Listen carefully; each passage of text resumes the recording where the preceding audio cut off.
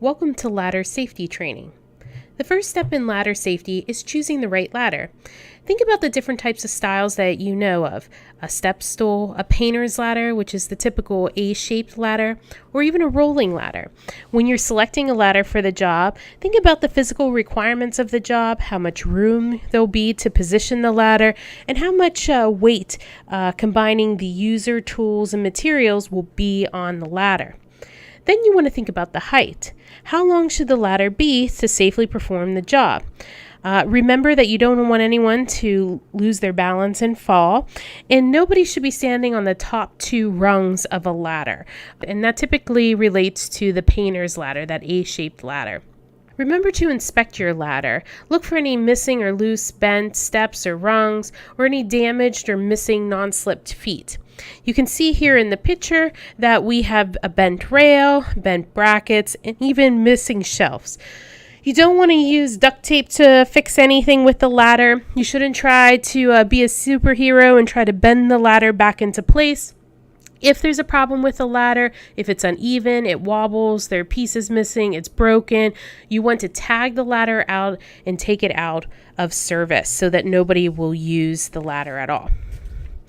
Then when you're setting up the ladder, once you know it's the right type of ladder and that it's safe to use, remember to fully open and lock the ladder into place. You don't want to put the ladder in the water or on an uneven surface.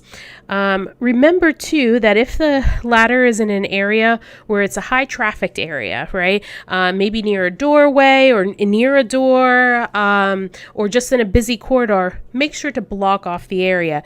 We don't want anyone to walk into the ladder and where they could get injured, and we certainly wouldn't want them to have 7 years of bad luck either, right?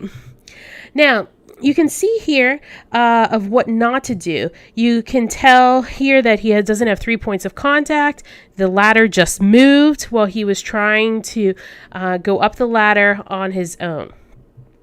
But instead, when you're climbing the ladder, first you want to remember to face the ladder head on and always use 3 points of contact at all times. So you can see here in the highlighted areas, he has 1, 2, 3, while his foot is still in the air going to the next rung.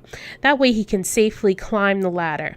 In addition, you can tell that he did not step on the last 2 rungs of the ladder, and he kept his body within the sides of the ladder. You could always use your belt buckle as a great example of being in between the 2 sides of the ladder, and make sure that it stays there when he's reaching for any boxes. Now, climbing the ladder can be a 2-person job, and so as you watch again how he properly climbs the ladder,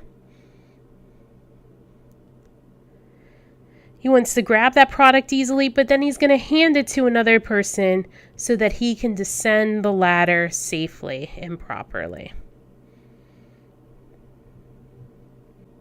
Thank you so much for making sure that everyone uses a ladder safely.